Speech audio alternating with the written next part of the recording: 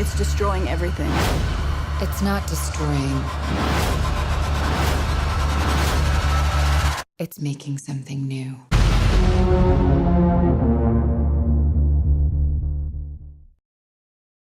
Annihilation stars Natalie Portman and is about a biologist recruited on an expedition to investigate the Shimmer, an unknown phenomenon that emerged from a meteor that hit Earth.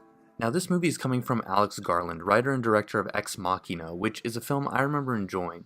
So I went into this movie with somewhat high expectations that I can gladly say were met for the most part. The performances were great all across the board, especially from Natalie Portman and Oscar Isaac, who definitely had the most depth in the movie.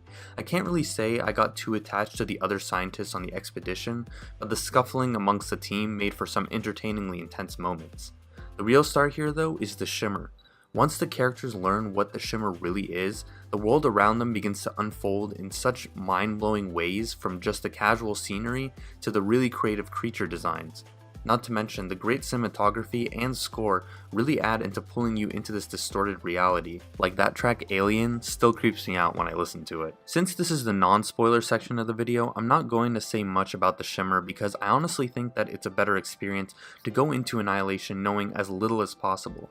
That being said, I thought the concept of it was brilliant because of how it forced me to think about things in ways I hadn't before. The idea of the Shimmer really made the movie for me and immediately got me more invested into what was going on around our characters. Regarding any gripes I had with the movie, I would say that the pacing is a little slow, and usually with thought-provoking films like this, a slow burn is satisfying only if it leads to some insane ending, which I can see being debatable in this case. To me, it's more like what happens at the end isn't so mind-blowing, but rather its implications from what you could interpret from it are. So yeah, I can see people getting a little let down if they don't really try to read between the lines there. Overall, I loved watching Annihilation and really recommend more people check it out, especially now that it's come to Netflix so fast. For those of you who don't know, by the way, Annihilation had a pretty weird release schedule.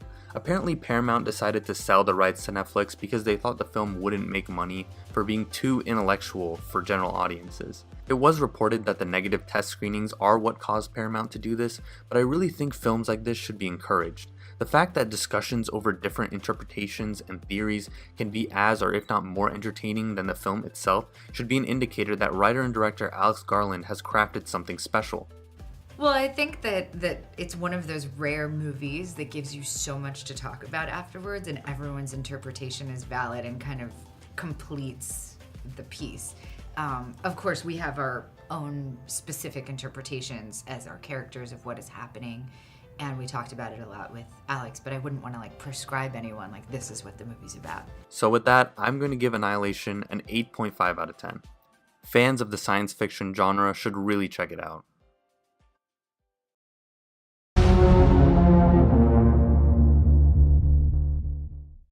So now that we're in spoiler territory, we're going to get more into the meat of the film.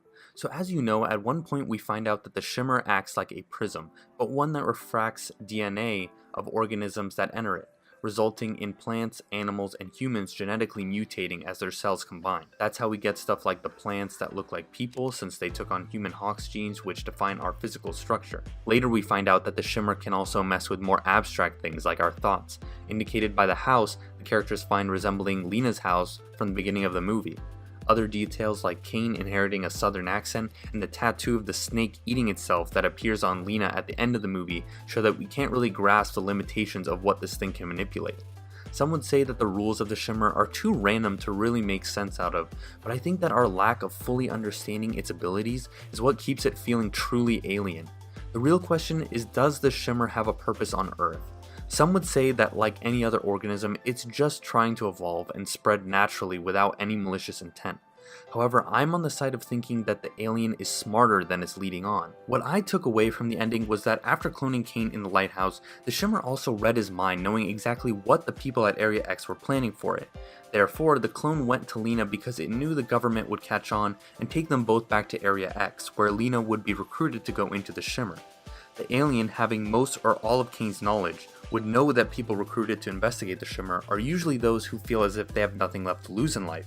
Lena's affair being the reason why Kane went in the first place without telling her. The destruction of their marriage would then lead Lena to take on the mission as well, which is exactly what the alien wanted in order to ultimately be killed by her while at the same time letting her go free after she's been infected, hence the water reacting weirdly after she drinks it back at the lab. Now with the government thinking that the Shimmer is dead, the infected Lena and Kane clone could mate and silently start a new race of Shimmer beings, leading to our annihilation. The only way the alien could continue to survive and continue to evolve in our world. I could argue that the alien couldn't have known that Lena would have survived her trip to the lighthouse with all the crazy shit that's out there, but the alien technically could have just left that up to luck. The main reason why I think this theory could be true is because of how it ties into the Ouroboros tattoo we talked about that gets passed around to multiple characters depicting the snake or serpent eating itself but continuing to survive as something new. The alien is doing the same thing here, which interestingly correlates with one of the film's most prevalent themes, self-destruction.